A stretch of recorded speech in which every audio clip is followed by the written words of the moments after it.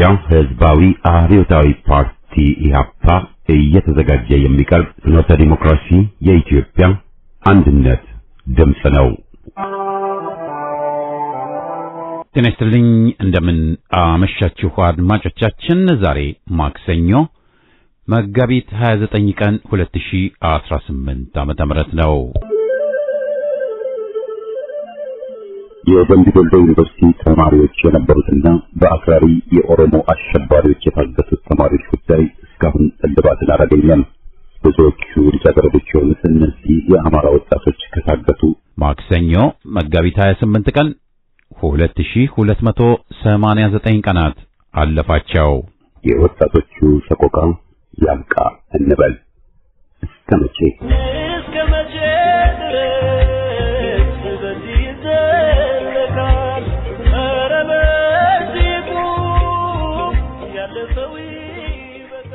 የኢትዮጵያ ሕዝባዊ አብዮታዊ ፓርቲ ኢህአፓ የምስረታ ጉባኤ መጋቢት 24 ቀን ተጀምሮ ሚያዝያ 1 ቀን 1964 ዓመተ ምህረት ነበር የተጠናቀቀው በበርሊን ከተማ በምዕራብ ጀርመን። 54 ዓመታት አለፉ። ኢህአፓ አሁንም ከውስጥም ሆነ ከውጭ የተነሱበትን አፍራሽ የጠላት ኃይሎች እየተቋቋመ ትግሉን በጽናት ቀጥሏል። ፍጹም ነው እምነቴ፣ የትግሉ ነው ሕይወቴ።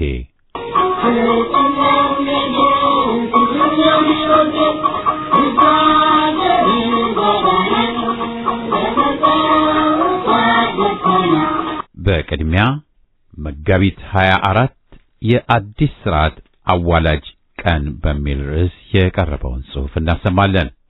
በማስከተልም በሰኞ ዝግጅታችን ጀምረነው የነበረውን እና በኢያሱ አለማየሁ የቀረበውን እንጻፍ ካልንማ ክፍል 2 እናሰማለን።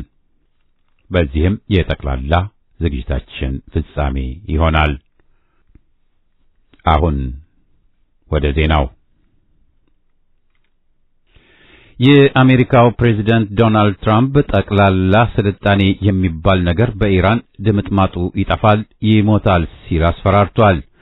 ይህ ዛቻ በአሜሪካ ሰዓት አቆጣጠር ከምሽቱ 2 ሰዓት በኋላ ማክሰኞ እንደሚሆን ቃል የተገባለት ቢሆንም ትርጉሙ ብዙዎችን እየተፈታተነ ነው።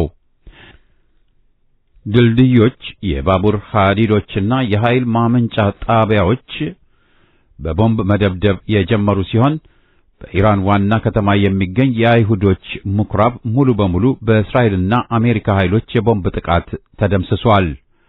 የምኩራቡ ዋና ኃላፊ የአሜሪካና የእስራኤልን መንግስታት አውግዘው አገራቸው ኢራንን እስከ መጨረሻው እንደሚከላከሉ አስረግጠው ተናግረዋል። የኢራን ሕዝብ ድልድዮችና የኤሌክትሪክ ኃይል ማመንጫዎች ያሉባቸውን አካባቢዎች ዙሪያውን ከበው ለመከላከል ቆርጠው ተዘጋጅተዋል። የካቶሊክ የትንሣኤ በዓል በሚከበርበት ቀን በፍጹም ብልግና ቃል መልእክት ያስተላለፈው የአሜሪካው ፕሬዝዳንት የአእምሮ ጤንነቱ ጥያቄ ውስጥ የገባ ሲሆን በዓለም አካባቢ ያለውን ክብርና ተቀባይነት አመንምኖታል። የትራምፕ ኢራንን አጠፋለሁ ዛቻ በአሜሪካ ኮንግረስ በኩል የረጋበል ምክር አለመሰማቱ ብዙዎችን አስገርሟል።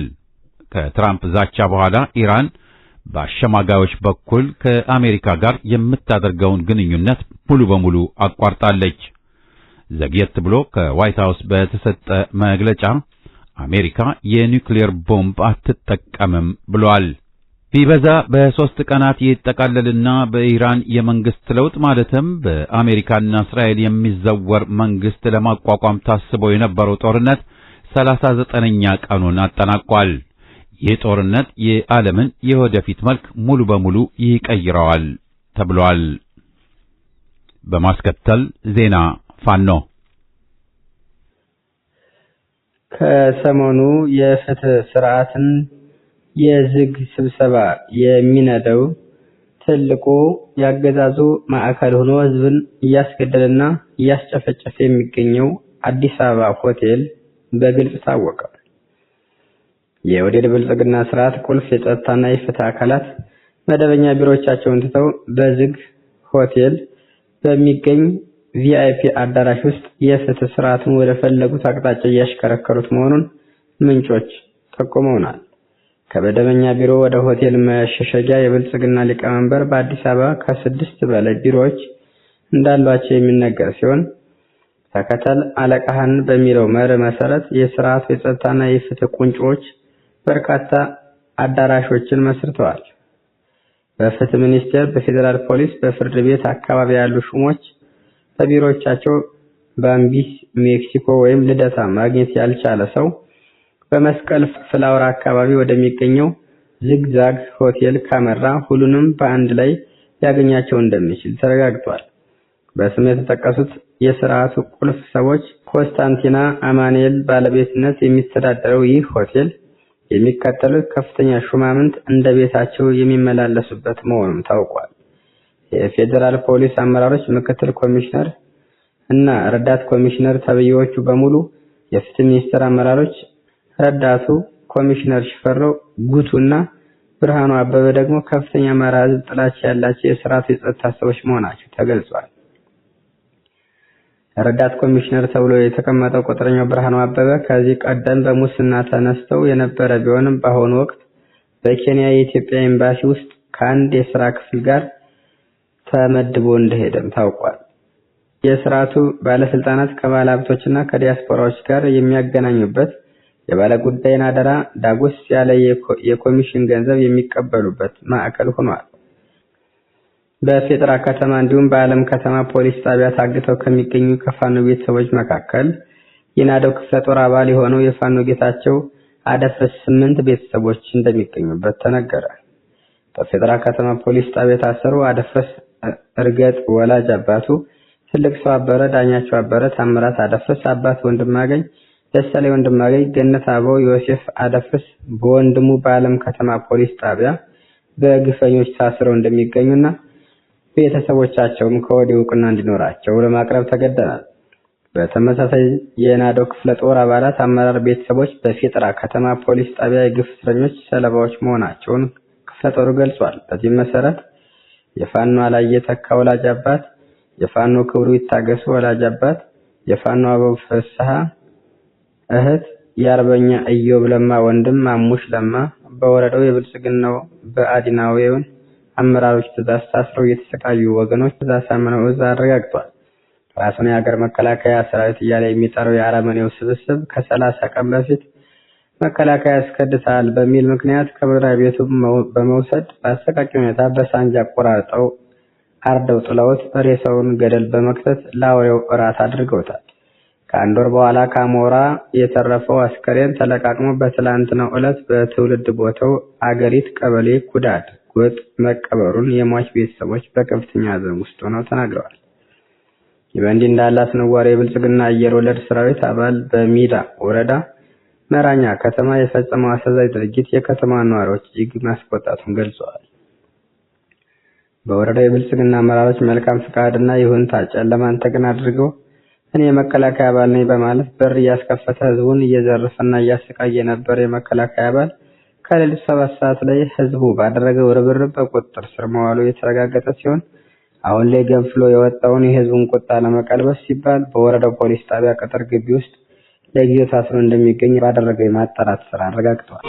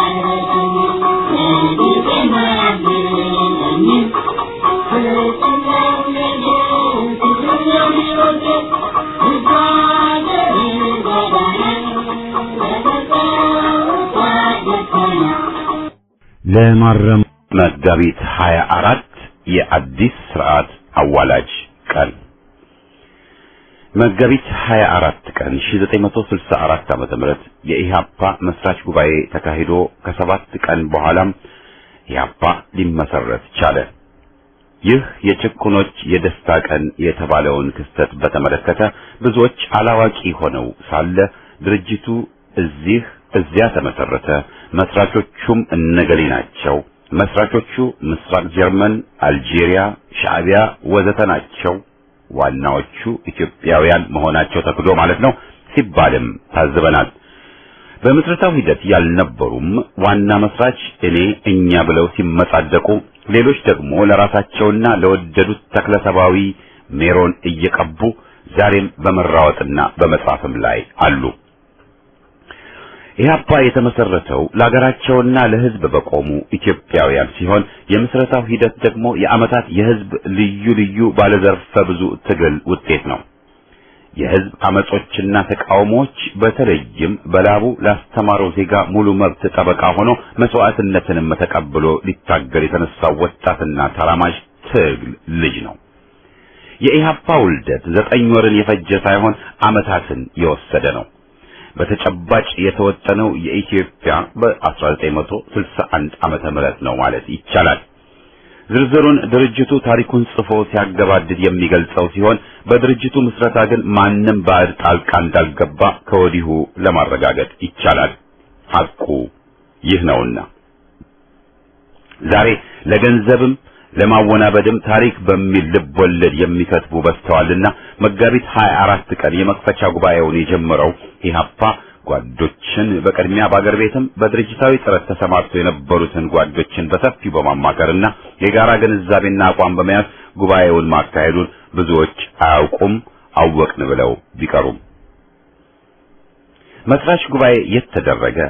ምንስ ተካሄደ? እነማን ተካፈሉ ብቻ ሳይሆን ምንስ ተወሰነ በሚለው በሬ ወለደ ላሉትና ለሚሉት ምላሽና እርምት መስጠቱ ፍላጎታችን ባይሆንም ዛሬም ቢሆን ማን ያውራ የነበረ ማለት ግዴታችን ይሆናል። ግምትና ዝብርቅ ሐቅን እንዳይተካ ማለት ነው። ኢህአፓ በመጋቢት 24 ቀን ሲመሰረት የነበረን ትግል ሊኖር የሚችልን ትግል ወክሎ ነው አለሁ ያለው። የዚህን ታሪክ ይዘትና ጥልቀት የሚያውቀው ኢህአፓ እንጂ የስማ በለው አባወራዎች አለመሆናቸው ግልጽ ነው። እንደገና ማን ያውራ የነበረ ማን ያርዳ የቀበረ ነው ጉዳዩ።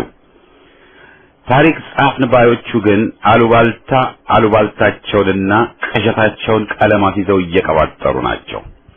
መዓት ብር ከፍሎ አልባቢ ካገኙ ደግሞ እሰየው ብለው ፈንዳቂ ናቸው።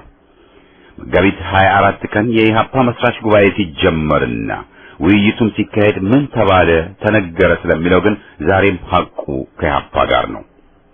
ነበርን ያሉትም ቀጣይ ሰልፋቸው ክህደትና እፍረትን ስላቀፈ ትረካቸው ተወላግዷል።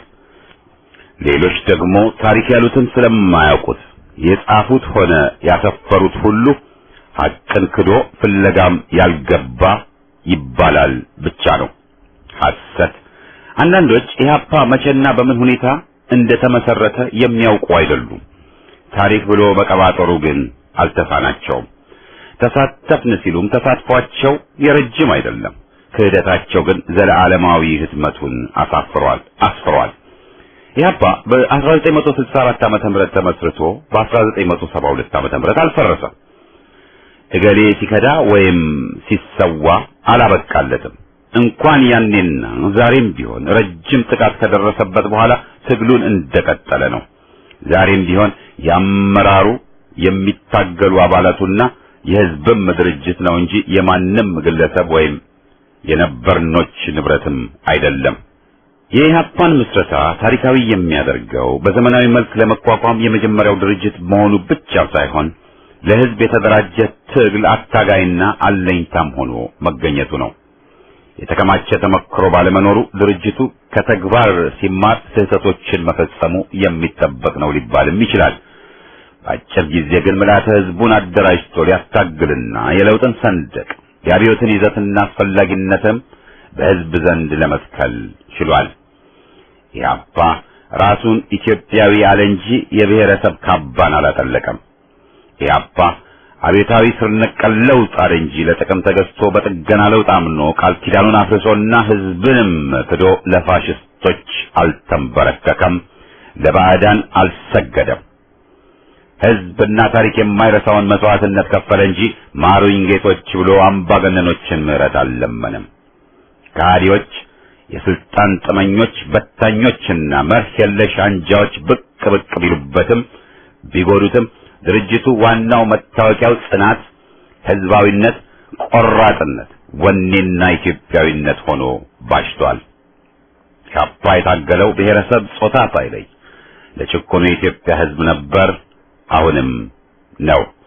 ለዚህም ነው በፋሽስቶች፣ ጠባቦች፣ ዘመናዊ ቅኝ ገዢዎችና ተገንጣዮች ሁሉ ማለትም በአገራችን ጠላቶች ጥቃት የደረሰበትና እየደረሰበትም ያለው። ኢህአፓን መልካም 47ኛ ዓመት ስንለው መገንዘብ የምንገደደው ሐቅ ያኔ ለኢህአፓ ምስረታ ምክንያት የሆኑት ማህበረሰባዊ ችግሮች በአብዛኛው ዛሬም ተባብሰውና የተጀመረው ትግል ገና ድል አልመታም እያሉን መሆኑን ነው። ከመሬት ላራሹ ጀምሮ እስከ ዲሞክራሲያዊ መብት ለጭቁኖችና ሉዓላዊነት ለአገሩ የተባሉ ሁሉ በንጥልጥል ቀርተዋል። ይባስ ብሎ ዘረኛ አምባገነንና አገር አጥፊ ቡድን ሰፍሮበታል። ለዚህም ነው ዛሬ ያመረረና የከረረም ጸረ ወያኔ ትግል ማካሄድ ሲገባ የህዝብ ወኔ ሊሰልቡና እይታውንም ወደ ሆዱና ጎጡ ሊያደርጉ እየዳከሩ ያሉት ሁሉ በተጨባጭ ጸረ ህዝብ ሚና ያላቸው ናቸው የሚባለው። በመሆኑም ተጨባጭ ሁኔታ ኢህአፓ ትግሉን እንዲቀጥል ያስገድደዋል። ትግላችን ይቀጥላል፣ ድልም የህዝብ ትሆናለች።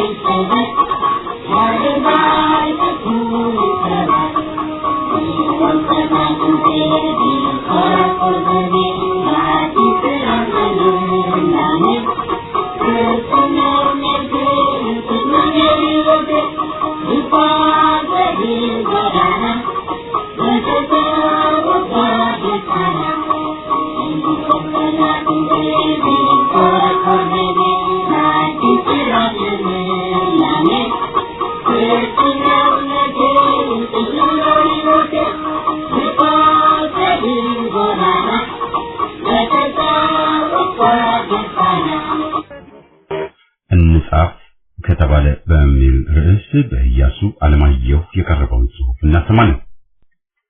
እንጻፍ ከተባለ ክፍል 2። የማይጽፍ ደብተራ ክንፍ የሌለው አሞራ። ለደብተራነቱ ባልበቃም ደብተራዎችን የማወቅ ዕድል ስለነበረኝና የደብተራውን ደብተራ ጸጋዬ ገብረመድህንን ጓዴ ማለቱን ዕድል አግኝቼም ስለነበር አልፎ አልፎ ብዙውን ጊዜ አልበስቶም ለማለት ያው አጅሬዎችን የሚያንጨረጭር ጽሑፍ መጻፌ አልቀረም። ይህም በዚያው መንፈስ ይታይልኝ። ቁራ መቼም ባይነጣም ማለትም የሚመለከታቸው መቼም የሚታረሙ ባይሆኑም ድምጽ ማሰማቱ ደግሞ ግዴታ ነው። በተለይም ውድ ሕይወታቸውን ለአገር በሰጡት ላይ ጸያፍ ዘለፋና ዘመቻ ሲካሄድ ባለፈው ኢህአፓና ታሪኩ ብዬ በመጻፌ የተነኩ የሚጠበቀውን ውርጅብኝ አውርደውብኛል። ዛሬ ለክስ የተዳረጉ የሀገር ቤት መጽሔቶች ደግሞ አትመውልኝም ነበር። ወያኔ በድረገጹ አማካይነት ስም ጠቅሶ በሉት ብሎ ጩኸት አሰምቷል። ወያኔ የኢትዮጵያን ታሪክ ወደ 100 ዓመት አውርዶና አገሪቷን የሌሎች ቀኝ ገዢ አድርጎ ሕዝብ በአንድነት ሊኖር አይፈልግም አይችልምም በሚል የጥፋት ተልእኮውን ከቤተ መንግስት እንዳደረሰው ሁሉ ኢህአፓን በጦር ከማጥቃቱ አልፎ ለስልጣን ከበቃ ጊዜ ጀምሮ የኢህአፓን ታሪክ ለማበላሸት በስፋት ተንቀሳቅሷል። ተራራ ያንቀጠቀጠ ትውልድና እፎይታ የሚባለውን መጽሔት ኋላ ከወያኔ ይልቅ የሻዕቢያ ቅጥረኛ መሆኑ በተጋለጠ ግለሰብ አማካይነት የድርጅቱን ታሪክ አበላሽቶ ሊያቀርብ ሞከረ። በቀይ ሽብር ሰማዕትም ሊነግድ ሞክሮ በኢሃፓና ሌሎችም ተቃውሞ ከሸፈበት። ሳይውል ሳያድር የወንጀሉን ሸክም ከደርግ ጫንቃ አንስቶ ወደ ኢሃፓ አዛወረው። ለዚህም ተባባሪ የሚሆኑት በጽሑፍና በፕሮፓጋንዳ ደረጃ አሰማራ። መጻሕፍት ተጻፉ። ተጠቂውና ሰለባ የሆነው ኢሃፓ አስፈጅና ገዳይ ተብሎ ተወነጀለ። ዘመቻው ቅጥና ለከጣቶ አረመኔ ነፍሰ ገዳዮች መንግስቱ፣ ፍቅረ ስላሴ፣ ሌሎችም የሚቀጥሉ ይኖራሉ። ወንጀላቸውን እየካዱና ኢሃፓን እየወነጀሉ መጽሐፍ እንዲያስተሙና እንዲያሰራጩ እድል ተሰጣቸው። መጽሐፍ መጽሐፉ በራሱ ብቻ ፋይዳ እንደሌለው በዚሁም ሊታይ ችሏል። በዚሁ መንፈስ ወያኔ ያዘጋጃቸው ወይም በስተርጅና ዘረኝነት የተጠናወታቸው ዛሬም ኢሃፓና አመራሩን የሚያወግዙና ድርጅትና ህዝብን የጎዱትን ሁሉ የሚያወድስ መጽሐፍ ለማቅረብ ደፋ ቀና እያሉ ናቸው። ሊበሏት የፈለጓትን አሞራ ጅግራ ይሏታል የተባለውን በግልባጩ እንረዳውና ወያኔ ጠላት ያላቸውን ሁሉ ታሪክ በሐሰት ማቅረቡ የትግል ስልቱ አካል ሆኖ ቆይቷል። ኢትዮጵያን ለመገነጣጠል የተነሱ ሁሉ ያጀቡት የወያኔ ቅጥፈት ኢትዮጵያ የምትባል አገር አልነበረችም ወይም 100 ዓመት ብቻ ነው ታሪኳ። የሻዕቢያው መሪ በቅርቡ ኢትዮጵያ የምትባል አገር የመጣችው ከሁለተኛው ዓለም ጦርነት በኋላ ማለቱ ይታወሳል። ማለት ለግንጠላ ትግላቸው አመቺ ነውና የሐሰት ታሪክ ሲፈታትሉ ሲያሰራጩና ኢትዮጵያን በሚጠሉ ባዕዳንም ዘንድ ሲያስተጋቡ ቆይተዋል። ኢህአፓ የወያኔን የግንጠላ መርሃ ግብር በ1967 ዓመተ ምህረት ሲወጣ ጀምሮ የተቃወመው በመሆኑ አባይ ኢትዮጵያ፣ አማራ ትምክህተኛ ተብሎ በወያኔና በሌሎች ሲወገዝ ባሽቷል። ባሲምባ ያ ሁሉ የኢህአፓ ታጋይ ውልደቱ ከትግራይና ኤርትራ ሆኖ ባለበት ሁኔታ ወያኔ ድርጅቱን የአማራ ትምክህተኛ ብሎ ሲሰይም አልቀፈፈውም። ወያኔ ውሸትና ጠላን ሽምጥጥ ነው በሚል ያምናልና እስከዛሬም ጠላት ባለው ሁሉ ላይ የውሸት ናዳን ማውረድ የሚያምንበትና የሚገለገልበት ነው። ስለዚህም የሚፈራውን ኢህአፓን ለማስጠላትና ለማጥቃት ሲነሳ ወያኔ አልለውም የሚለው ውሸት አልነበረም የለምም። ስብሐት ነጋ ሶማሊያ ወደ ኢትዮጵያ ስትዘምት ከደርግ ጎን ሆነን ለመሰለፍ ጠይቀን ነበር ያለውን አይናውጣ ውሸት ያስታውሷል። ኢህአፓን እስከ ጠሉና እስከ ተቃወሙ ድረስ በወያኔ ሊቀፉትም ይታቀፋሉ፣ ይበረታታሉ፣ ይደገፋሉ። በመሆኑም በኢህአፓ ላይ ታሪክ ነን ብለው የጻፉ ተረት ተረቶች ሁሉ ድርጅቱን እስከዘለፉና እስካሳጡ ድረስ ወያኔ ገበያ ሰጥቷቸዋል። የወያኔ ያሉባልታን ፋብሪካ መብራትና ውሃ አጥሮት የተዘጋበት ቀን የለም። ኢህአፓን ሲያወግዙ እግረ መንገዳቸውን ደርግን ቢያወድሱ ወያኔ ይህስ በዛ ሲል አልተደመጠም፣ ሊደመጥም አይጠበቅም። ለዚህም ነው አስከሬንን በጥይት ዋጋ የቀየረውን አገዛዝ ከመሩት መካከል አንዱ ፍቅረ ስላሴ አገሪቷን ከጥፋት አዳንን ምስጋና ይገባናል ሲል ጸረ ሕዝብ ወንጀልን ዳግም ካድክ በማለትና በማሰር ፈንታ አጆሃ አይዞ የሚለው። በደፈናው መጽሐፍ ስለወጣ እሰየው የሚባል አይደለም። የሂትለርም ማይን ካምፕ የኔ ትግል ማለት ነው፣ የመንግስቱም ትግላችን መጽሐፍት ናቸው። የታሪክ መጽሐፍ ለመሆን ግን የጋራ ቅርስንና እውነታን የሚያንጸባርቅ መሆን አለበት። የግል ታሪክ ከሆነ ደግሞ ይህ በግልጽ መቀመጥ ያለበት ነው። ለምሳሌ በካናዳ ነዋሪ የሆነ አንድ ኢትዮጵያዊ የግል ታሪኬ ብሎ የጻፈው ውሸት ተብሎ ከመጋለጡ ሌላ መጽሐፉንም የጻፈችለት ሌላ የካናዳ ዜጋ ፈረንጅ መሆኗ ተጋልጦ ዜጎችን አሳፍሯል። የግል ታሪክ ብሎ መዋሸት አይቻልም ለማለት ነው። ታሪክ የሚጻፍበት ቀለም ውሸትና ቁሾ ከሆነ ከተመክሮ ለመገንዘብ እንደሚቻለው መጨረሻው ከቶም አያምርም። ወደ ትችት ጋባዥነት ያመራል። መጻፍ ያቃተው ደራሲ ታሪክ ተራኪ ሆነም ያሰኛል። አልፎም ያለፈውንና የሆነውን የሚቀይሩ ታሪክ ጸሐፊዎች ብቻ ናቸው አስብሎ ለስላቅ ይዳርጋል። በታሪክ እያንዳንዱ ንጉሥ የራሱን የብዕር ቅጥረኞች አሰማርቶ ታሪክን ባፈተተው ይጽፋል። አጼ ኃይለ ሥላሴ ለምሳሌ በአጼ ቴዎድሮስና ልጅ ኢያሱ ላይ የሚያጥላላ ታሪክ አጽፈው ነበር። የራሳቸውንም ዝና ይበልጥ ለማጋነን ማለት ነው። ኢትዮጵያ ራሷ ልቦለድ ነች ብለው መጽሐፍም የጻፉ ነበሩ። ታሪክ በአብዛኛው በሆነ ነገር ላይ ውሸት ትረካ ሊሆን አይገባውም። ወያኔ ለምሳሌ ስለ ድርጅቱም ሆነ ስለ ግለሰብ መሪዎቹ ልቦለድን ሐቅ ብሎ ለማቅረብ ሞክሮ የነበሩ አጋልጠውታል። በመለስና ስዩም መስፍን ታሪክ ተብዬ መጽሐፍ ላይ የቀረበውን ትችት ሁሉ ያጤኗል። በበኩሌ ጊዜ ሰጥቶኝ ገብሩ አስራት የተባለው የወያኔ ቀድሞ መሪ ጻፈው የተባለውን መጽሐፍ ገና አላነበብኩትም። ቀደም ብሎ የስየውን አንብቤ ከጻፈው የደበቀውን የወያኔን ገበና የኔ ነው ብሎ ያልጻፈውን ማለት ነው ከመታዘብ ሌላ ፍሬ አላገኘሁበትም። ከመለስ ተጣላን ያሉ የወያኔ መሪዎችና የወንጀሉ ተባባሪዎች አንድም ሆዲፍጀው ዝምታን የመረጡ ሲሆን ከጻፉም የፈረደበትን ኢህአፓን መስደብና ወንጀላቸውን መደበቅ ብቻ ነው ልማዳቸው። ማለትም ከወያኔነት አልተጣሉም፣ ለፈጸሙት ግፍ አልተጸጸቱም ማለት ነው።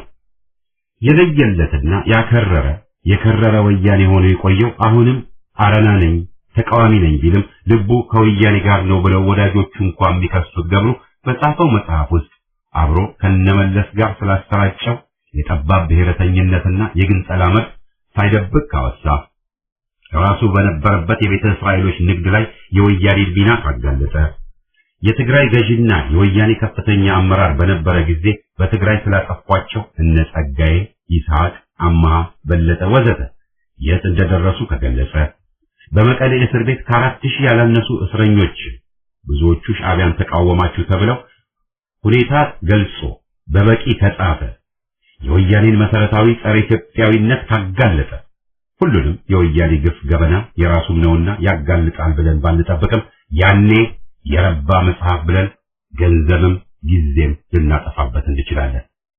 ስውር ደራሲዎቻቸው መጽሐፋቸው ነው ብለው ለክፍያ ያጠናቀሩት ማለት ነው። ህዝብን የፈጁና ያስፈጁ ወይም በጸረ ህዝብ ወንጀል የተሳተፉትን መድረክ እየሰጡ መጽሐፍ እያተሙና እያሰራጩ በህዝብ ደም ላይ የሚቀልዱትም ተጠያቂነታቸው ሳይጠቀስ የሚታለም አይደለም። እንጻፍ ብለን ከተነሳን ሐቁን መሆን አለበት። ሐቅ ደግሞ የሚነገርበትና የሚጻፍበት ጊዜ አለው። በለሆሳስም ተጠቅሶ የሚታለፍ ሊሆን ይችላል ይገባልም። በህዝብ ታሪክ ላይ ጥላሸት የሚቀቡ ክስተቶች አንዳንዴ ለመጪው ትውልድ ጆሮ ባይገቡ ይመረጣል ሊባል ይችላል። አከራካሪ ነው። ለማንኛውም ግን ታሪክ ሐቅን አቅራቢ መሆን አለበት። በስማ በለውና በነበር ደረጃ ታሪክ አይጻፍም። ከተሞከረም ውጤቱ አሳፋሪም ሊሆን ይችላል።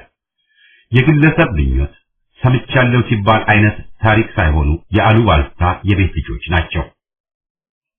ኢህአፓ እስከዛሬ በትግል መቀጠሉን አይናቸውን ጨፍነው የሚክዱ እንዳሉ ሰሞኑን በወያኔ ድረገጽ ላይ ኢህአፓ በ1972 ዓመተ ምህረት ፈራረሰ የሚለው ጽሑፍ ብቻ ሳይሆን 1972ም ሆነ ከዚያ ብዙ ሳይቆዩ የከዱትም የሚደጋግሙት ነው። እኛ ድርጅቱን ስንተው ድርጅቱ አበቃለት አይነት ግብዝነት። ሐቁ ይነገር ከተባለ የኢህአፓ ሰራዊት ይህ ነው የሚባል ረጅም ትግል ያካሄደው የብተና አደጋ ደርሶበት ታሪክ ጸሐፊ ነን ወይም እንሆናለን የሚሉት ሁሉ ጥለውት ወደ የፊናቸው ከተጓዙ በኋላ ነው። ወያኔ ለስልጣን በቅቶ ባለበትም እንኳን እነጓድ መስከረም፣ ጃብር፣ የአመራር አባል ግርማ ጎልጃና ሌሎቹም በቋራ ወያኔን ታግለው መስዋዕትነት ተቀብለዋል። ከጠፋ ስንት ዓመቱ የሚባለውን ድርጅት ወክለው እነጋይም፣ ለማ፣ ጸጋዬ፣ ወንዱ ሲራክ ደስታ፣ ኢዮብ ሞት ባይኖርና ስንቱ ወርቅ ጓዶቻችን ተሰውተዋል ወይም ደብዛቸው በወያኔ እጅ ጠፍቷል። በድርጅቱ ነበርን ብለው ስለ ኢህአፓ የጻፉት ከአንዱ በስተቀር ሁሉም ድርጅቱን ከ1969 እስከ 1972 ዓ.ም ባለው ጊዜ ጥለው የሄዱ ናቸው። የግል ስሜታቸውን የፖለቲካ መጽሐፍ ለማድረግ ከጣሩት ውስጥ አንዱ የድርጅታችንን ብረት ይዞ ወደ ጀብሃ ሲከዳ፣ ሌላዋ ደግሞ በአንጃነት ተሰልፋ በዚያው የነጎደች ናት። ከነዚህም ሆኑ አመራር ነበርን የሚሉት 1972 ዓ.ም ወዲህ ምንም የፖለቲካ እንቅስቃሴ ያላደረጉ ከወያኔ ሰምረው ለወያኔ የሰሩና አዲስ አበባ የሚመላለሱ ናቸው። እንጻፍ ካልንማ ዝርዝሩ ለነዚህ ሁሉ አያመችም። አሉታዊ ምናቸውን ከነ አሳፋሪ ዝርዝሩ ልንገባበት ነው። አሁን ደግሞ ካለው ባለነፍጥ ጋር ያላቸውን ግንኙነትና ወዳጅነት ልንፈትሽ። ወያኔም ሆነ በኢህአፓ ላይ እየዘመቱ ያሉት ጥርቅሞች በሞላ ሐቅን ወደ ኋላ አጉብጠው በድርጅቱ ላይ የተነሱት ያንጃ ቡድኖች በሞላ ትክክል ነበሩ ይላሉ። ድርጅቱ ሲቃወሙት ይገድላል፣ አንጃ ብሎ ያጠቃልም በሚል ክስ ይደረድራሉ። በተለይ በርካታ አባሎቹን የረሸነው ወያኔ እርቅ ብሎ ጠርቶ የትግራይ ነጻ አውጪ ድርጅት መሪዎችን በተገኙበት በአለት ድንጋይና በስለት የፈጀው የአይጋ ህዝብ ጥይት ሰምቶ ምንድነው እንዳይል አረመኔ ቡድን ኢህአፓን ተቃዋሚን ገደለ ሊል አይችልም። ድርጅቱ እንዲያውም የሚከሰሰው በሰራዊቱ ልቅ ዴሞክራሲን በማስፈን ነው ሲባል ተወቅሶበታል። ድርጅቱ የተቃወሙትን የሚገድል ከነበር ዛሬ በኢትዮጵያም ሆነ በአሜሪካ ያሉ የያኔ ተቃዋሚዎቹን ዝም ብሎ ባልተዋቸውም ነበር። ማንም ሰራዊቱን መልቀቅ የሚፈልግ መልቀቅ ይችላል ብሎ የአቅሙን መሸኛ ገንዘብ እየሰጠ ባልሰደደም ነበር። እንጻፍ ካልን ደግሞ ከአንጃ ቁጥር 1 እስከ አንጃ ቁጥር 3 በመሃሉ በተታኞችን ጨምሮ በድርጅቱ ላይ ያደረሱትን ከፍተኛ ጉዳትና የማይጠበቅ ሻጠጥ መዘርዘር ይኖርብናል። ኢህአፓ የተቃወሙትን አንጃ ብሎ ወይም ሌሎች እንደሚቀናቸው ደርግ ወይም ወያኔ ብሎ አይወነጅልም። አንጃ ለማለት ግን የሚገፋው ተቃወምን የሚሉት የድርጅቱን ሕግና ደንብ ስነ ስርዓት ጥሰው በቡድነኝነት በአፍራሽነት ሲሰማሩ ነው። ለምሳሌ የአንጃ ቁጥር 1 2 መሪዎች ከደርግ ጋር ተባብረን እንስራ ያሉት ሐሳባቸው ወደ አባላት ወርዶላቸው ያውም በዚያ ቀውጢ ጊዜ ተቀባይነትን ሲያጣ ወደ ህገወጥ ተግባሮች የተሸጋገሩ በመሆኑ አንጃ መባላቸው ተገቢ ነበር። ደርግ ለጀመረው አፈናና ጥቃት በመከላከል ደረጃ የተወሰደውን እርምጃ መቃወማቸው ከነበራቸው ደርግ ዴሞክራሲያዊ ነው እንተባበረው ከሚለው አቋማቸው ጋር የተያያዘ በመሆኑ የሚጠበቅ ነበር ማለት እንችላለን። ልዩነቱ በትግል ስልት ሳይሆን ደርግ ማን ነው? ጸረ ህዝብ አምባገነን ወይስ ዴሞክራሲያዊ በሚለው መሰረታዊ ጉዳይ ላይ ነበር። ይህ አንጃ በጓዶችና በድርጅቱ ላይ ያደረሰውን ከፍተኛ ጉዳት የነበሩትና ሰለባ የሆኑት ያውቁታል። በአንጃ ተጋልጠው ያለቁት ጓዶቻችን ደግሞ የደም ምስክርነት ሰጥተዋል። አንጃ ቁጥር 2 በአሲምባ አንጃ ሊባሉ የበቁት ባቀረቡት ሐሳብ ወይም ተቃውሞ ሳይሆን ህግና ደንብን ጥሰው ውስጥ ለውስጥ ስለተደራጁና በቡድን ሆነው በህጋዊ አመራሩ ላይ እርምጃ ሊወስዱ ስለተነሱ ነው። በአባላት ተጋልጠው የተያዙትም የቡድኑ አንጃው አባላት ችሎታ ያላቸው ጠበቃዎች ቆመውላቸው በትሪቡን ፊት ቀርበው ቅጣት የተፈረደባቸውም የተለቀቁም ነበሩ። በወቅቱ ሁሉም አባላት ተወያይተውበትና ተስማምተው ባጸደቁት የሰራዊት ህግ መሰረት በሰራዊቱ ውስጥ አንጃ መፍጠር በሞት ያስቀጣ ነበር። አንጃ ቁጥር 3 የተከሰተው ደግሞ ለወያኔ አፊዳቪት ፈርመን ወይም ህገ ወያኔን ተቀብለን ብረት አናነሳብህም ብለን ምለን እስረኞቻችንን ፈታ አልፈታ ገብተን በስሩ እንሰለፍ ብሎ የተነሳ ነበር። ምንም እንኳን ይህ የጥቂቶች አቋም ቢሆንም በጠየቁት መሰረት የጻፉት ወረቀት ወደ አባላት ወርዶ ይህ ሰነድ በድርጅቱም በአባላትም እጅ አለ። አባላት ውድቅ ሲያደርጉት የሐሳቡ አቅራቢዎች ውስጥ ለውስጥ ከድርጅቱ ህግ በተጻረረ መደራጀት ጀምረው ድርጅቱን ሊቆጣጠሩና ወደ ወያኔ ሊከንፉ ባላቸው ፍላጎት ልዩ ጉባኤ ይጠራልን ብለውና ተጠርቶላቸው ብዙሃን መሆን ሲያቅታቸው ጉባኤውን በውድቅትና በጠዋት ረግጠው ወጥተው የድርጅቱን ስም ሊቀሙና ለጠላት ጠቃሚ ስራ ሊያከናውኑ የሞከሩ ናቸው። ሌሎች ጸያፍ ድርጊቶቻቸውን በዚህ ማንሳቱ አስፈላጊ ባይሆንም እንጻፍ ብለን ስንነሳ በዝምታ የምናልፋቸው አይሆንም። ከወያኔ የጸጥታ ኃላፊ ጋር በሚስጥር ያደረጉትንም ግንኙነት በዝርዝር የምናቀርበው ይሆናል። ባጭሩ ተቃዋሚ ሐሳቦችን ኢህአፓ አስተናግዷል። በድርጅቱ ውስጥ ህግን ጥሶ ቡድን ምስረታን ግን በችልታ አላየም። ይህም በድርጅቱም በሰራዊቱም ህግ ቁልጭ ብሎ የተቀመጠ ስለሆነ ቡድንና አንጃ መስራቾቹ ቅጣቱ ምን እንደሆነ አስቀድመው የሚያውቁትና ህግ ብለውም ራሳቸው ያጸደቁት ነው። ይህ ሁሉ አባይን በጭልፋ እንጂ ዝርዝር አይደለም። ምናልባትም ኢህአፓ ያጋጠሙትን ድርጅታዊ ችግሮች ለብቻው አስፋፍቶ ማቅረቡ ለሌሎች ድርጅቶች የሚጠቅም ይሆናል። እንዴት እንደተቋቋማቸው ተመክሮ ነው። ቀደም ሲል ኢህአፓ ተሳሳትኩ ያለበትን ደግሞ ደጋግሞ ይፋ አድርጓል። ፋሽስቱን ደርግ መታገሌ ስህተት ነበር ማለት አለበት ጋሉ ግን አዎንታዊ መልስ የሚያገኙት ከአንጃዎችና መሰሎቻቸው ይሆናል እንጂ ከኢህአፓ አያገኙትም። መቼም ቢሆን መቼ። የከተማው ግፍጫ ብዙ ጉዳት አላደረሰምን? አዎ አድርሷል። ከነበረው ሁኔታ ጋር ተያይዞ ሲታይ የመከላከል እርምጃው መገፋቱ ስህተት ሊባል ቢችልም ምናልባትም ሊታለፍ የማይችል የትግል ሂደት ነበር ማለት ይቻላል። ኢህአፓ ወጣቱን አስጨረሰ ይላሉ እነ ወያኔ ሳይቀሩ ራሳቸው የተሳተፉበት ቀይ ሽብር የገደሉብን አባላት እያሉ እየዘከሩ ስንቱን የትግራይ ወጣት ወደ ናቅፋ ልከው ለጠመንጃ ልዋጭ አድርገው እንዳላስፈጁ ሁሉ ስንቱን ለአቅመ አዳም ሔዋን ያልደረሱ ወጣቶችን አስጨርሰው ለድል እንዳልበቁ ሁሉ በኢህአፓ ስር ተሰልፈው ሕይወታቸውን ለአገራቸው የሰጡት ጀግኖች የተሳሳተ መስመርና ውሳኔ ሰለባ ሳይሆኑ የሚዘከሩና አርአያ የሆኑ ጀግኖች ናቸው። ትግላቸውን ለማቅለልና የፍጅቱን አራማጅ ደርግን ሳይሆን ሰለባውን ኢህአፓና ህዝብን ለመውቀስ ለመክሰስ የሚደክሙት ሁሉ ታሪክ ውዳቂ ትላቸዋለች። ዛፎች የኛው ጠማማ እንዲሉ በሰማዕትና ድርጅቱ ላይ ጸያፍ ዘመቻን የሚያካሂዱና እንደ ውሻ ወደ እንትናቸው የሚመለሱ ከራሱ ከድርጅቱ ውስጥ መውጣታቸውም የሚያስገርም አይደለም። አሚተኛ ነው ከዳተኛ ይላል የሀገራችን ሰው። ድርጅት በአንድ በኩል እንዳጸደ ሕፃናት መሆኑ ይታወቃል። በሌላ በኩል ደግሞ ድርጅቱ የሚለው ሰሚ አግኝቶ ደጋፊው ሲበዛ ወደ ጎርፉ ዘው ብለው አባል ነን የሚሉም የድል ተቀራማቾች ለመሆን የሚቋምጡ ይኖራሉ። በታሪክ አጋጣሚ ደግሞ አንዳንድ ግለሰቦች ችሎታና ጽናቱ ሳይኖራቸው ወደ አመራር ቦታም ሊደርሱ ይችላሉ። ይህ ሁሉ በድርጅቱ ሂደት ላይ የማይናቅ ተጽዕኖ አለው። ይህንን በዝርዝሩ የምንጽፈውና ከዚህ አንጻርም ብዙዎች በሚገባ የማያውቁትን ማሳወቅ ግዴታችን ይሆናል። ድርጅት ጥቃት ሲደርስበት ወይም ያሰበው ግብ ሳይሳካለት በቀቢጸ ተስፋ ድርጅቱን ለቀው የሚወጡ፣ ድርጅቱን ጥፋተኛ ብለው የሚኮንኑ፣ ለታገሉት ጠላት የሚሰግዱ፣ እምነት ርዕዮታቸውን የሚሽሩና ማረን ባዮች በርካታ ናቸው። በሌሎችም ታይቷል። በእኛ በኢህአፓም በቅንጅትም ታይቷል።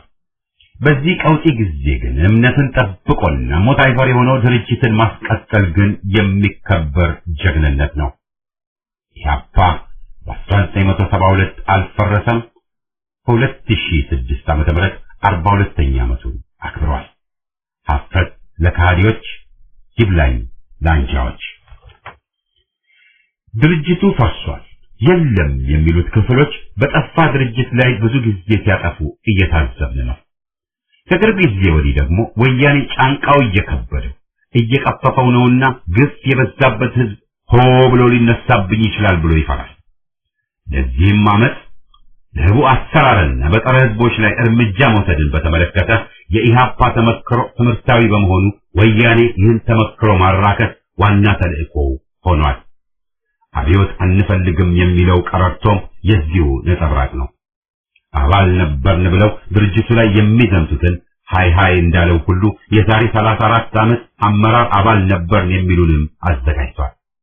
የኢህአፓን የገጠርም ሆነ የከተማ የትግል ተመክሮ ጭፍን ስህተት ነው ለማለት በህይወት ያሉና የቆዩትንም አመራር በሆነ ባልሆነው በነበሩበትና በሌሉበት ሁሉ ለመወንጀልና ስም ለማጥፋት ድርጅታቸውን ከድተውና በሰበብ አስባቡ ጥለው የፈረጠጡና የሄዱ ለወያኔ ያዝረው ዓመታት ካሳለፉ ወዲያ በድንገት ተገልብጠው የረሱትን የጎዱትንና የማያውቁትን ኢህአፓ የለም ፈርሷል በሚል ዋና ወሬ አናፋሽ ሆነው ተሰልፈዋል።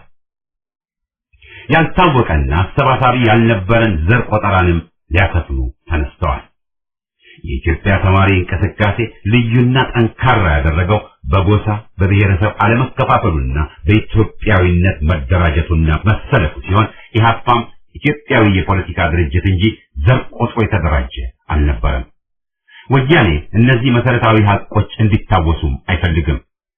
ለየካቲት አብዮት ሁሉም በኢትዮጵያዊነትና በጋራ የፖለቲካ ጥያቄዎች ዙሪያ ሲደራጅ፣ ጠባቦቹ ግን ትግራይ ወዘተ ብለው በጎጥ መደራጀታቸውን ደግሞ መደበቅ የሚቻል ጉዳይ አይደለም። በአጠቃላይ ያለን ነገር የለም ማለት ራስን ማታለያ የተጎን ፖለቲካ ነው። ጥራዝ ነጠቅ ፖለቲከኞች ዛሬ የፖለቲካው መድረክን ያጨናነቁት የፖለቲካ ትግልን እንደ እግር ኳስ ግጥሚያ ማየት ይቀናቸዋል። ማን አሸነፈ? ስንት ጎል ማን አገባ? ለስልጣን በቃ በሚል ግልብ ይዘት ይገምታሉ፣ ይደመድማሉ።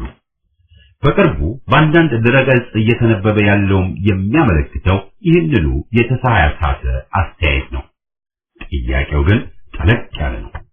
ማንኛውም የፖለቲካ ትግል የስልጣን ጥያቄ ነው ቢባልም አንድ ድርጅት ወይም ትግል ስልጣን ካልያዘ ተሸነፈ ብሎ በፍጹም ደረጃ መደምደም ትክክል አይደለም። በትግሉ ሂደት በርካታ ድሎችን አግኝቶ የመጪውን ፖለቲካ ሁኔታ ይቃኛል፣ ለውጥም ያስመዘግባል። ኢህአፓና የዚያ ትውልድ ትግል በአገሪቷ የፖለቲካ ገጽታ ላይ ትላልቅ ማህተምን አስሯል። በፖለቲካ ድርጅት መልክ መሰባሰብ፣ ሁሉን አቀፍ ትግል ማካሄድ፣ የህዝብን መሰረታዊ ጥያቄዎች ቀዳሚ ማድረግና ንጥር አድርጎ ማውጣት፣ የተደራጀ የትጥቅ ትግል ተመክሮ፣ የሴቶች ተሳትፎ፣ ሁለገብ ትግል፣ የአርበኞች ቅርስ ተሐድሶና ሌላም የህዝብ የትግል ቅርስ ሆኖ በጭፍን ሊገዙት በተነሱት ላይ የእምቢታን ከበሮ ያስደንቅባቸዋል። ወያኔ በፈለገው መሰረት ሊገዛ ያልቻለው ገንጣይ አይደለሁም ኢህአዴግ ነኝ ብሎ ለመታቀፍ የተገደደውና በግብሩ ባይሆንም የማይፈልጋቸውን መርሆች ለይስሙላ መቀበል የተገደደው በአቋምና ርዕዮት ደረጃ ተቸንፎ ነው። ኢህአፓ ለስልጣን የሚበቃው ህዝብ የመብቱ ባለቤትና ባለድል ሆኖ ኢህአፓን ሲመርጠው ነው። ህዝብ ባለድል እስካልሆነ ድረስ ኢህአፓ ለስልጣን ሊበቃ አይችልም። ኢህአፓ ለስልጣን ባይበቃም ተሸንፎ ከምድረ ገጽ አልጠፋም። ትግሉን እስከ ቀጠለ ድረስ የተዳፈነ እሳት ሁሌም እሳት እንደሆነው ሁሉ ወያኔን የሚያስጨንቅ ኃይል ሆኖ ይገኛል።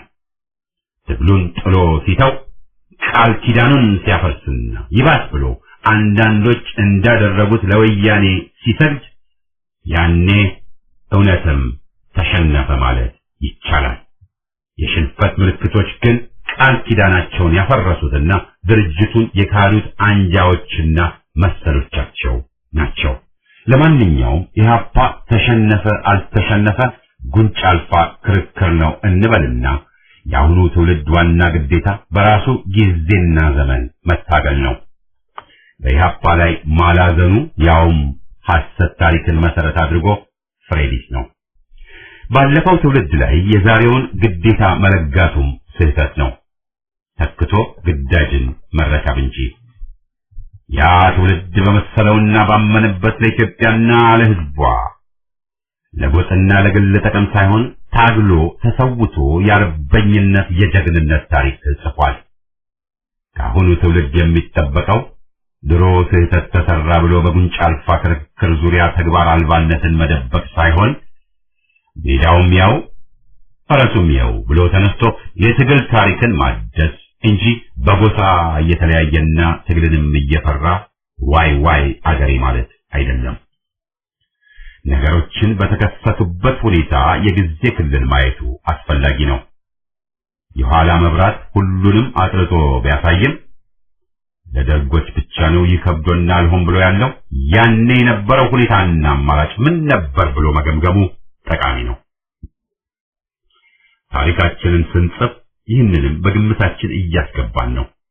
ለምሳሌ የትጥቅ ትግላችንን በኤርትራ በኩል ገብተን ባሲምባ እንጀምር ያልንበት በሌሎች ቦታዎች በኩል ማለትም ባሌ፣ ጎንደር ሊሳካልን ባለመቻሉ ነው። በዚያ ከሚጀመር ቢቀር ይሻል ነበር ማለት ይቻላል። ግን ትግሉ መጀመር አለበት የሚለው ከታመነበት በሚቻለው መንገድ መጀመር አማራጭ አልነበረውም። ዛሬም ቢሆን የአካባቢ አገሮች ሁኔታ ሲታይና በተለይም ከሀገር ውስጥ መጀመር ካልተቻለ የትጥቅ ትግሉ ከየት እንዴት የሚሉት ጥያቄዎች አንገብጋቢ ሆነው ይገኛሉ። በሩሲያ ተመክሮ የጥቅምት አብዮት አለ ጊዜ ነበር የመጣው ብለው የሚያዝኑ እንደነበሩት ሁሉ ኢህአፓም ከመመስረቱ በፊት እንደ ቦልሸቪኮች እነ ሌኒን ፓርቲ በቅድሚያ ኢስክራ አይነት ጋዜጣ አውጥቶ በህይወት ተፋጭቶ ከዚያ በኋላ ነበር መመስረት የነበረበት የሚሉ ነበሩ። ይህ ጥያቄ ከብተና በኋላ በርቲያ በሚባል ቦታ በተደረገ ስብሰባ ሲነሳ ጸጋዬ ደብተራው የሰጠው መልስ ትዝ ይለኛል። ጥቅስ ድርጅቱ ሲመሰረት ከስንት ዓመት በኋላ በርቲያ በሚባል ቦታ አንድ አባል ተነስቶ ምስረታው ስህተት ነበር ይለናል ብለን ብንሰጋ ኖሮ በመሰረትንበት ጊዜ ባልመሰረትነው ነበር የሚል ነው። ቢደረግ ኖሮ ቢሆን ኖሮ የጊዜ ምቾት በአገራችን መገኘት ያልተቻለውን ጠያቂ ናቸው። የኋላ መብራት ስህተቱንም ድሉንም ቁልጭ አድርጎ ያሳያልና ካለፈ ከተደረገ ከሆነ በኋላም ነውና ያኔ አይበራም። ምኒልክ ይህንን ቢያደርጉ ባያደርጉ ብሎ ዛሬ መቆጨት ከንቱ ነው። በተለይም ተቺዎቻቸውና አውጋዦቹ ዛሬ ባለንበት ዘመናዊ ተብዬ ጊዜ ማንነታቸውን በአሶሳ በደኖና አርባ ጉጉ ፍጅት እየገለጹ ለነገሩ ወያኔ በራሱ ችግርና ቀውስ እስኪወድቅ መጠበቅ ሲቻል በደከምንበትም ሁኔታ ትግልን መቀጠል ግን አገር አድን ትግሉ ግዴታችሁ ነው የሚለን ነው። ቅዠት ተፈርቶ ሳይተኛ አይታደርም ተብሏል። ስህተት ደግሞ በገቢር ከተሰማራ ሁሉ የሚጠበቅ ነው። ስህተት ተፈርቶ መስዋዕትነት ተሽሾ ትግል የለም። ባርነትና ውርደት ግን ከተሜዎቹ እንደሚሉት በሽበሽ ይሆናል። ኢትዮጵያ የአስርን እናት ጅብ በላት ሁኔታ ውስጥ ከገባች ዓመታት አለፉ። አዲስ ክስተት አይደለም። የኢህአፓንና የዚያን ጀግና ትውልድ ታሪክ ጉልህ የሚያደርገው የአገርና የብዙሃኑ ኡታ ሰምተው በመታገላቸውና ትግሉም የሚጠይቀውን መስዋዕትነት መክፈላቸው፣ የትግሉ ነው ሕይወቴ ማለታቸው፣ ሞት አይፈሬ መሆናቸው ነው። ይህ ከዛሬ ተጨባጭ ሁኔታ ሲወዳደር ልዩነቱ ሰማይና ምድር መሆኑ አይካድም። ሙት ይዞ ይሞታል አልተባለም። ያኔ መሞት ለሌላው አርአያ ሆነ እንጂ ትግሉን አስቀጠለ እንጂ ክቡር መስዋዕትነት ሆነ እንጂ። ደርግና ኢህአፓና መኢሶን ፖለቲካዊ ልዩነት ነበራቸው፣ መሰረታዊ ልዩነት። ደርግ ባለው ጠባይና ይዞታ ይህን ልዩነት ወይም ኢህአፓ በፖለቲካው መስክ ታግሎ ሊያሸንፈው ሲደርስ ህዝብ ካልፈለገኝማ ብሎ የሚለቅ አልነበረም። የመደብ ጠባዩም የሚፈቅድለት አልነበረምና ወደ አፈና ተሰማራ። በዚህም የተባበሩት ታሪካዊ ስህተትን ፈጸሙ። ጆን ስፔንሰር፣ ዶናልድ ሌቪን፣ ፒተር ሽዋብ፣ የወያኔ ጆን ያንግና ሌሎችም ስለ ኢህአፓ ምስረታ ያልዘባረቁትም አልነበረም። ኢህአፓ ግን በኢትዮጵያ ልጆች የትግል ፍላጎት የተመሰረተና ከምስረታው ጊዜ ጀምሮ አንድም ጊዜ የኢትዮጵያን ጥቅም አሳልፎ ሳይሰጥ የታገለ ድርጅት ነው። ይህ ችግር ቀፍቃፊ አቋሙ ያስከተለበትን ችግር በታሪክ ዘርዝሮ አስቀምጦ ማሳወቅ ቸል የማይለው ግዴታ ነው። ኢህአፓ ከኢትዮጵያ ጠላቶች ጋር ቢያብርና ቢስማማ ኖሮ ዛሬ ባለስልጣን ሆኖ አገሪቷን አስተዳዳሪ በሆነ ነበር። እንደ ኢህአፓ ኢትዮጵያዊ ሳይሆን እንደ ባዕድ ቅጥረኛ ማለት ነው። ይህን ግን ድርጅቱ አልፈለገም። አንዳንዶች ዘዴ ያነሰው እንጂ ኢህአፓ ተመሳስሎ ለስልጣን መብቃት ነበረበት ይላሉ። ይህ እርምጃ ግን የሚጠይቀው ክፍያ ቀላል አልነበረም። እነ ሱዳንን ተቀብሎ የአባይ ድልድይን ማፍረስ የሚጠይቅ ነበር። ሻዕቢያ ቅኝ ግዛት ነን የሚለውን መቀበል የሚጠይቅ ነበር። ሌላም ኢትዮጵያን እንደ አገር የሚጎዱ ድርጅቶችን መቀበልን የሚጠይቅ ነበር። ይህን ኢህአፓ መቀበል አልተቻለውም። አረብ ነን ማለት እንደ ወያኔም አልተዋጠለትም። በመሆኑም እምቢታው ስልት ማጣት ሳይሆን ኢትዮጵያዊነትን ማስከበር ነበር። ድርጅቱ የሀገርና ሕዝብን ጥቅም አሳልፎ ለመስጠት ዝግጁ ቢሆን ኖሮ፣ አገርንም በዚያው አሳልፎ ቢሸጥ ኖሮ ምናልባትም ወደ ቤተ መንግስት ደርሶ ለሕዝብ ጸጋ ሳይሆን መርገም በሆነ ነበር።